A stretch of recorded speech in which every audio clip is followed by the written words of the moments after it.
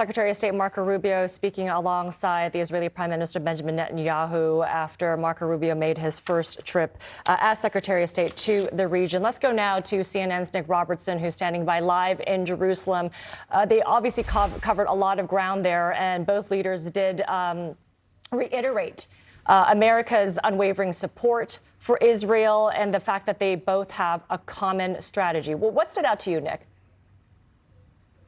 Yeah, one of the things that really stood out was just how joined up this was, that they both spoke through the same issues, both said the same thing about the same issues, both spoke about the level of support between the two countries. Prime Minister Netanyahu thanking President Trump for helping get the release of the 3 hostages just yesterday, saying that all the hostages will be released.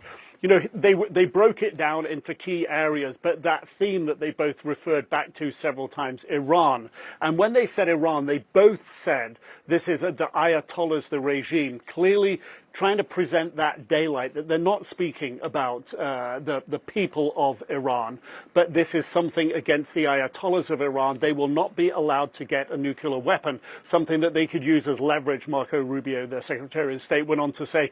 So there was joined up absolute clarity on Iran and a line drawn that says very clearly that Iran is behind the instability in Lebanon, the instability in Syria, Hamas, other groups, Iran as well, the West Bank. Marco Rubio talked about that as well, and that this was something that Iran could not be allowed to do in the future. On Syria, both of them saying that Syria, the former regime, could not be replaced by something else that would be then used as a base to attack Israel. On Hezbollah in Lebanon and the ceasefire, Prime Minister Benjamin Netanyahu saying that he was disappointed that Hezbollah, as he put it yesterday, as he said, had yesterday torched the vehicles belonging to the UN, some UN workers from UNIFIL who were headed to the airport there. He said that was disappointing. He said Israel committed to the ceasefire, but be in no doubt in Lebanon, if Israel is under threat from there, they would take an action. In Syria,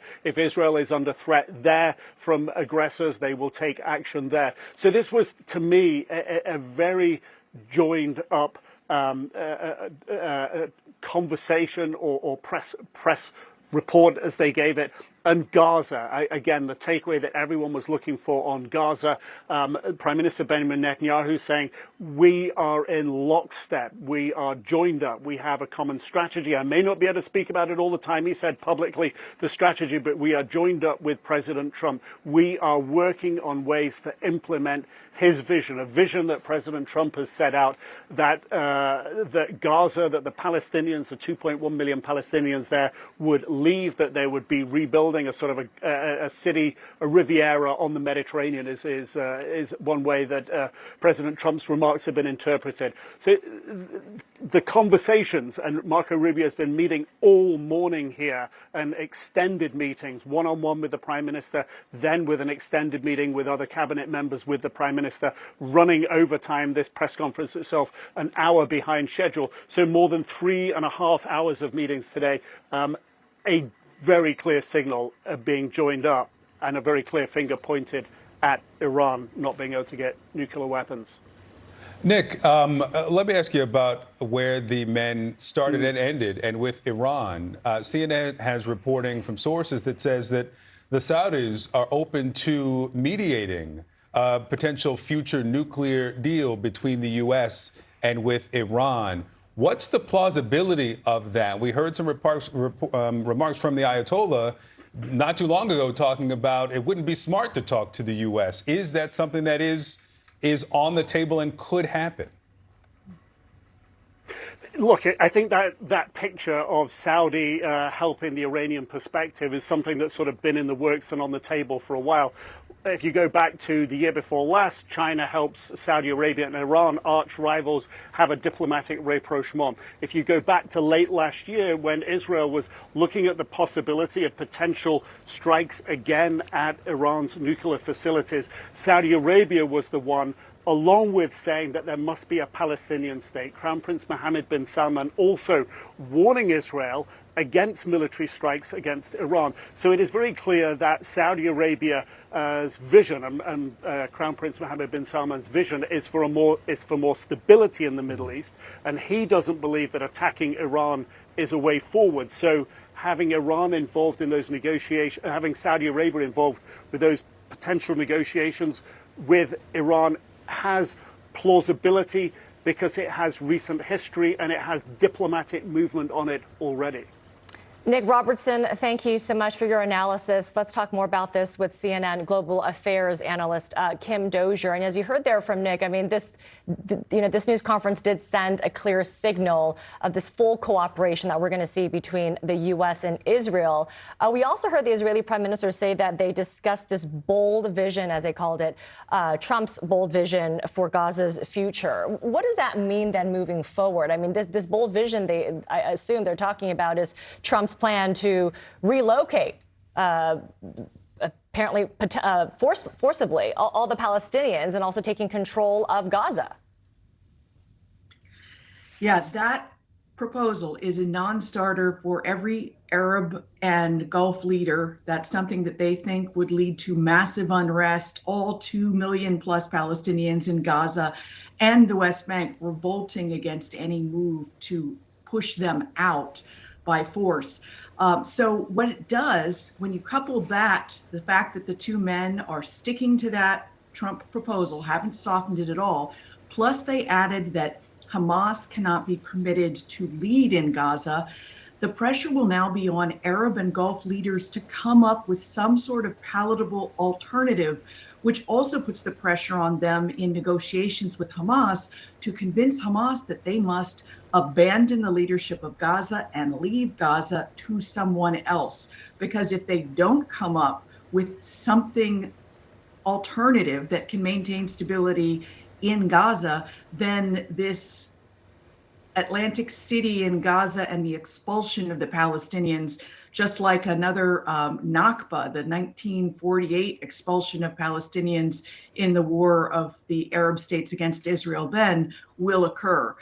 So that I see as possibly a negotiating tactic, but it's totally unacceptable to Gulf states, including Saudi Arabia, where U.S. officials will be headed to discuss these proposals. Yeah, it'd be interesting to hear what the Emiratis believe or think about this plan to relocate the Palestinians and, as the president says, take Gaza, and Israel will give it to the United States. Kimberly, let me ask you about this element of this plan from the president, because what we heard from Secretary Rubio just a few days after the president surprised the world with this Riviera of the Middle East. Rubio said that this was to stir, that this was to get a reaction from Arab leaders in the Gulf states. And now he's saying, full-throated endorsement, that this is the plan. What do you make of this shift that we're hearing, that even if it is the strategy to stir, that he's now, I guess, as the role of the Secretary of State, speaking through the voice of the president or backing him up fully? They're doubling down and embracing the stirring. I've talked to Trump officials before who've said sometimes Trump says crazy things and is also willing to do the unthinkable. And we use that in negotiations with the opposition, whoever they may be. We tell them, look, we just don't know what he might do unless you do X, Y, Z. So I very much see that in this situation, that they're pressing forward with, you know what, if you all don't come up with a solution that you own to keep the peace in Gaza, perhaps volunteering your own Emirati or Qatari or Saudi troops to keep the peace on the ground in Gaza, then we're going to move forward with something like this, because Israel can never again be threatened with an October 7th. And now the ball is in your court. What you going to do? What about the future of this wider agreement when it comes to the ceasefire and hostage deal? I mean, we heard Netanyahu say, that the gates of hell will open if all the hostages are not released, and that the U.S. and Israel are fully cooperating on this. Does this inject a bit more uncertainty into even heading into phase two? Well, the fact that the Trump administration just sent a shipment of those 2,000-pound bombs that had been used in Gaza until the Biden administration stopped sending them, saying that there had been too many civilian casualties, that shows that the White House is saying we are perfectly prepared for Israel to go back to war in Gaza if the phase 2 of these ceasefire talks doesn't go ahead to our liking. So that also puts pressure on the Hamas negotiators, on the Qataris, the Egyptians, who will all be meeting this coming week, I believe, to discuss a way forward in general. But, you know, the Israelis prior to this had only sent a low-level negotiating team to negotiate phase 2.